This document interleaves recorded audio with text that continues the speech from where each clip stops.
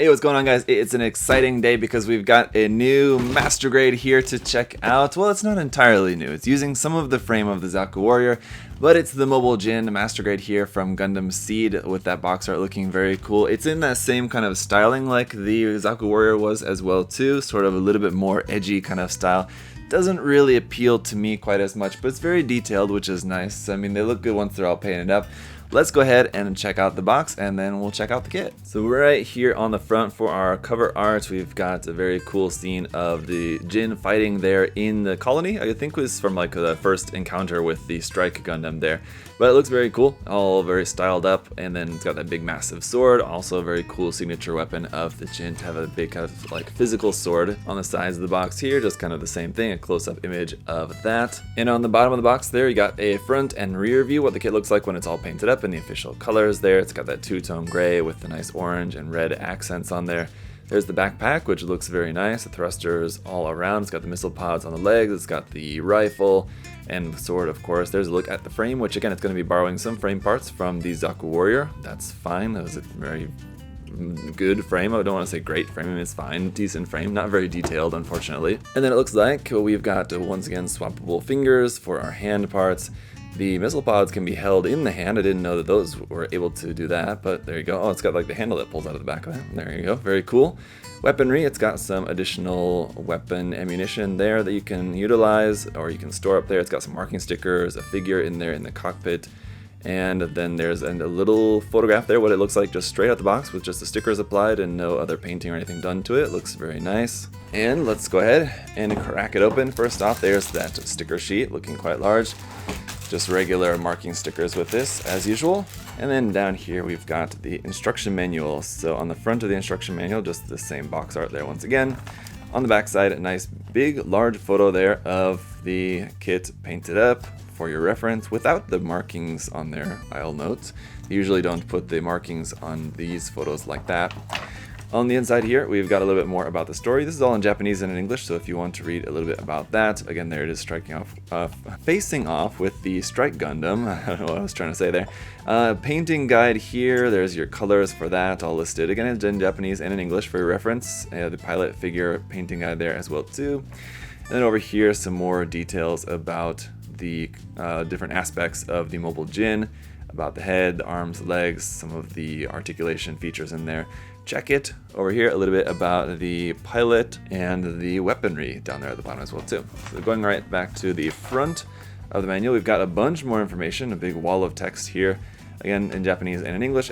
Well, yeah, it's all in Japanese and in English there. It's about the Mobile Ginn. Some other different kind of variants and stuff down here that I can only assume we're probably going to see a few more of these coming out in master grade form here in the future. Hopefully reconnaissance type, that would be really cool. High maneuver type, that would be cool as well too. I don't know, we'll have to see. On the next page we do have our parts list there with a few parts you can see X'd off. I'm guessing those are Zaku Warrior parts. They're not going to be used for this kit. And then the rest of the manual here is just going through the construction, so it all should be pretty familiar. Again, if you built the Zaku Warrior, you should have a pretty good idea what to expect for this kit, I would imagine. And then all the way at the very end here, after we get this little bit about how to equip the weapons and everything, is our decal guide, so where all the marking stickers are going to go on the kit. That's all laid out for you right there. Alright, let's go ahead and check out the runners. Okay, so we do have one single little foil sticker here, which looks like it's probably going to be there for the mono eye. And our very sizable sheet of sticker decals for this. There's quite a lot there in white, gray, and in red. So you got some number options there, some ZAFT logos and things, and there's a bunch of different markings and little lining bits and stuff that's going to go around on the kit. So quite a lot of those. Alright, our A runner here is in 4 colors. Got one little clear part up there for the visor, some red over here on this side, white across the bottom, and then our darker gray part there for all those parts in the main section of the runner. Runner B here is going to be some of our frame parts, specific for the Mobile Ginn, but just like with the Zaku Warrior, this is all in black, so we're going to have, once again, a black frame for this guy. Runner C, though, is getting into just the generic ZAFT frame, as this one is marked, so this is going to be the same parts like we saw with the Zaku Warrior. Runner D here as well then, some more black parts of the frame, also part of the generic ZAFT frame here. For this one we got 2 of the D runner. But the E runner is back to some more original content here, some parts specifically there for the Ginn. We've got 2 of these, and again some really nice detail on those parts. It looks like a mix of weapons parts and frame parts and other things on there. Runner F1 then is back to our dark gray color for some armor parts and also some weapons parts on there too, it looks like. Same thing here with the G runner as well, a bunch more dark gray parts, and then we also have runner G2 for a copy of this part of the runner here, minus what looks to be probably the sword handle there. The runner H1 is going to be in our lighter gray color for some different parts there around on the kit, and we also have runner H2 for a copy of this half of the runner right here. And then runner I1 is our kind of yellowish orange color there for a few accents, including the missiles for the missile pods. And finally runner J is in this glossy molded silver here for the sword blade, which should look pretty nice. So there you have it, guys. Good amount of parts in there, should make for a pretty nice solid master grade. Let me go ahead and get this put together and we'll see how it looks. Alright guys, here's the kit all built up, and gotta say it is pretty great. Basically as I expected, it's just like the Zaku Warrior in that it's a little bit simple in its construction. The inner frame is not that complex. It does have the full inner frame there, and it does have some details in certain areas where it's going to show, but basically anywhere where the inner frame is not going to show is really not that detailed. So if that's the kind of thing you're into, maybe not necessarily the kit for you, but it's a pretty simple build, went together pretty quickly, and I think it comes out looking very nice. So that's all that really matters in the end, right? How good the kit looks, and it certainly looks really good if you're a fan of the Ginn, and if you're a fan of a very detailed design. It does have a good amount of detail on the outside as well too, so it looks great. Let's go ahead and check it out in further detail here. So let's just start off with our hand options here. We've just got swappable fingers there, you've got closed fists, you've also got a set for open hands for the left and right side, as well as regular holding hands and trigger finger type hands for both the left and the right side as well too. You also got your standard action base adapter, which will plug right up underneath the waist there. And for weapons, we've got the sword here, which is very nice. You got the little red tip at the end and that silver part there for the actual blade, which is two pieces, but you can't really see the line between the two pieces there, so that's fine. You got this little attachment piece there on the edge of that, and that's meant to plug right here onto the side skirt. So you have this little attachment point that can actually rotate there. So once that's plugged on, then you can rotate that a little bit without rotating the entire skirt. So that's a little bit tight, but you can change the angle of that slightly if you prefer, but that plugs right onto there like that. Then we've got the machine gun, which is just a couple of pieces here. I don't really necessarily like this piece, which creates those little tiny hollow gaps there. That looks a bit odd in that design, but basically it's the front barrel piece, that middle piece, two halves for this light grayish color, and then one piece there for the bottom half, the black part, and you have one other little black part that's up in there as well too. And then the magazine is two halves sandwiched together, so that is, you're able to take that out and you've got a seam line down the middle of that there, unfortunately. But it's pretty alright design, pretty simple, pretty basic. On this side you've got the same attachment point, and this one though you're meant to plug here on the back skirt, so right around here on the back. You can flip out this little part here like that, and then you've got your attachment point for plugging on the rifle here for storage. And then we do also have some extra magazines for that, so these are also just the same as the one that are on the gun. So you've got 4 of those, and they all also have seam lines on them. This one as well has the same attachment point there, which goes on the opposite side. So that on there, it looks kind of okay. It looks a bit odd because it's just this flat piece connected to the side of the skirt there if you look at it from the side, but it just kind of depends on the angle that you're looking at that as to how good that looks. But I do want to try if you can plug this onto the back skirt instead of the gun. I think that might be a cool position there. We'll see how this looks. So it's a bit odd because of the angle. You can't change the angle of this connection point here at the back, so it's looking kind of like weird, kind of off to the side there like that. Also though, the ones down here on the legs are the same attachment points down here. Now this one here on the side of the leg, I'm not really sure. It will fit into there, but it doesn't really seem necessarily that it's meant to plug onto there.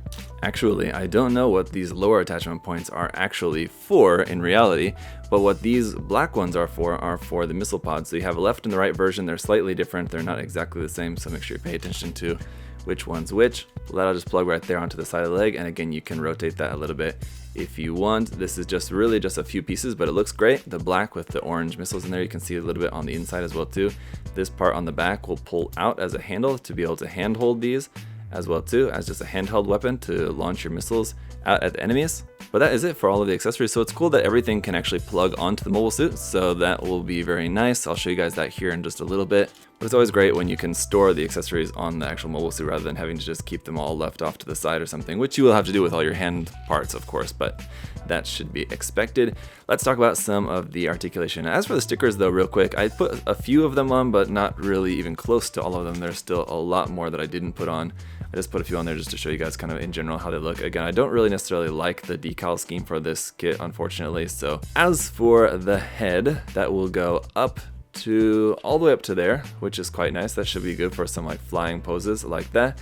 And then down all the way down to there when you have the kind of mohawk sticking way up there. One thing that I don't really like about the design is that there's kind of this weird gap between the body and the head there, so it feels like it's got this tiny little pencil neck and this just gap there. It looks a bit odd and awkward. It kind of just depends on the angle you're looking at the kid, of course. If you look at it from the right angle, you're not going to notice that, but if you're looking at it like from straight on or something, and then with the head down like that, gap there, it looks a bit weird. I feel like the collar piece should be a little bit higher, or the neck should be a little bit thicker or something. But of course the head can then rotate and everything like that as well too. You can rotate the mono eye, which is just molded in there. You don't have a clear piece for the mono eye, that's just that sticker. But if you take off the top of the head, then you can just turn that and then pop that beanie back on, and then you've got your mono eye there off to the side like that, which looks pretty cool. You got the clear part for the visor, but no actual clear part for the mono eye itself. The shoulders are kind of interesting, and this piece here on the side of the torso can actually slide forward and back for the position of that. Now, I'm not seeing anywhere in the manual where it says or explains exactly why that is or what you're meant to do with that, but I guess if you have that more pushed back, then you want to bring the arm further across the front of the chest. It will be easier to do that to get this much closer in, where, for example, if you had that part extended out all the way to the front, then that could be kind of blocking your arm from a full cross across the chest there. So I guess that's one thing about that. So anyway, the shoulder itself there, as you can see, will swing out to the front a little bit like that. Shoulder armor will move up and down. You have that nice little red accent piece up in there as well too. This little flap here on the side will also open up. For the bicep armor, you will have a seam line there. It's just two halves sandwiched together, and so there's a little seam on down the side of that. We can rotate the arm there at the top of the bicep, and then a double joint here for your elbow. It's going to give you a nice full bend there with, again, some nice detail on the part of the frame that shows there like that. The wrist is on a ball joint, but then we also have a hinge here as well too for that. The thumb is also just one solid piece on a ball joint, and as we saw before, the fingers are just swappable type fingers. The cockpit hatch will open up, which is very simple. It just opens up like that. There's your cockpit pilot seated up there inside. That's all super simple cockpit opening there. We have a little bit of stomach crunch here, forward and back. Forward like that, even with that heavy backpack, it seems it is going to hold it there well enough without sinking back, so that's pretty good. The backpack is not super heavy, but still that can be an issue for this type of articulation. Then some rotation here at the hips as well too. Going down here to the skirt armor, the front skirts will move up very far, no problems with that, and you got some frame parts up inside there as well too, so those will be nice. Side skirts will move up a little bit like that. The back skirt as well too will be able to move a little bit up and down like so. Hip joints are on a track here, so they can swing those further to the front for a little bit better articulation up to the front. That will allow you to bring the leg all the way up to there, for example, and then your double joint in the knee will give you a nice full bend like so. Now after that, you do have some nice detail on some of these parts here on the leg as well too. This part here on the back will move up and down a little bit. This part here on the front will move up and down a little bit. That said, I don't really necessarily like this lower leg design. It's just like this big, very blocky design. It looks kind of awkward. I know that's kind of basically how it's meant to look, but it just looks a little bit strange to me, especially for how flat this is on the front. And I have this little face here with the eyes and a mouth, little happy face there right below the knee. Now you guys can't unsee that, you're welcome. And the ankles will move very far in and out, so you should be able to get a very super wide stance with this and still have the feet flat on the ground, so that's very nice. The front of the foot will move up and down on its own, just more so up though, down not really so much. The whole foot can be angled down though, like that, and then brought to the front all the way forward like that. Up underneath the feet, you got some nice detail there as well too. It's all looking good. And then finally back around here onto the backpack, just to show you guys how this will attach onto there. Just plugs right onto there with these two little pegs like that, and actually creates this little bit of a gap there, which normally I wouldn't really like, but I think it works for this design. I think it looks good. You can slightly change the angle of the entire backpack if you want, like that, just a little bit. And then for the main binders here, they're actually on a little track that slides in and out like that. So if you just want them straight to the side like that, just plug that all the way in. But if you want to change the angle, slide it out a little bit, and then you have a further range of movement to move this back all the way to there. So it doesn't go like straight 90 degrees out back, just goes out to the angle to about there like that. Then these can open up like so on the top and bottom. You can also just change the angle of the entire thing, have that pointed up like so, open these up for like a full fast flying boosting effect there. And no seam lines on the actual binders, that's good, but on the top of the backpack you have a seam line across the top of there, which is a little bit unfortunate. Also, before I forget, while we're on the topic of seam lines, there aren't too many other ones on the kit. That's good, but there is one more here on the top of the head as well too. The white part for the top of the head is two halves. So you have a seam line all the way down the white part. It's covered up by the orange part there in the middle, but here a little bit at the front, and then all this part of the white at the back. There's a seam line between those two halves. And then just for a quick comparison, here it is with the Blaze Zaku Warrior, just for an example. As you can see, the Ginn is actually slightly taller, and so that's pretty cool. It definitely is a lot thinner looking than the Zaku, looking very bulky. So kind of interesting, the size difference. I didn't really ever estimate that they would be kind of as different looking as they are, which is not that much, but it is a noticeable difference, especially since they're using a lot of the same frame. A lot of the leg frame and feet, the arms are all using a lot of that same frame there. But overall, guys, it's a pretty straightforward MG, very solid, while the inner frame is a little bit simple, like I mentioned before, and like I talked about with my review of the Zaku Warrior kit, again with it using a lot of the same frame. Basically everything that I said about that kit can be applied to this kit as well too. So the inner frame, kind of simple, but some nice detail where it shows, and it definitely is very solid, so you don't have any issues with that. It's a very solid kit. Nothing on it like weighs terribly too much, like the backpack doesn't weigh that much. It doesn't have any heavy weapons or anything like that. Future variations or something could have issues with that, I'm not sure, but for now, anyway, everything that you get included with this kit is pretty simple. You know, the sword, fine, no problems with that. The rifle, the machine gun, no problems with that. The missile launchers are cool, whether you have them on the legs or handheld, and it's cool that you can put everything on the kit all at once. That's also a nice feature. So overall, very solid kits for a not super expensive kit either. You know, it's a great one if you're just looking for a good, simple, solid master grade to build, if you're a fan of master grades, or you're just wanting to something to build up kind of for a relatively quick build over the weekend or something like that. It's a great one for that, so I would definitely recommend checking it out. Between this one and the Zaku Warrior, I'm not sure. I still think I maybe would prefer the Zaku Warrior. I do like both designs, and both of them are great kits, but if you were to ask me, you know, to choose one to recommend, I think maybe I would still prefer the Zaku Warrior, but it just kind of depends on the design, which one you prefer, because ultimately, kind of, if you weigh them objectively, pros and cons between the two of them, they're basically the same. So they're both overall great kits. I'm looking forward to some more variations of this that are going to be coming out. I'm sure we're going to get them. They're probably going to be mostly premium Bandai, though, I would assume. I'm not sure if we're going to see any other standard release variations of this kit, but we'll have to see. Anything's possible, but there's of course a lot of different things that they could make that are variations of this, and they could go to other, again, similar mobile suits, like the Goof Ignited, for example, is another one that I think they can certainly make using the same ZAFT frame. So I would not rule that out as a possibility that we may see in the future as well too. So if you guys are fans of these ZAFT grunt enemy mobile suits, I'm sure we'll see plenty more to come out in the future. But for now, definitely this one is a great kit, so definitely check it out if you're interested, if you're a fan of the design.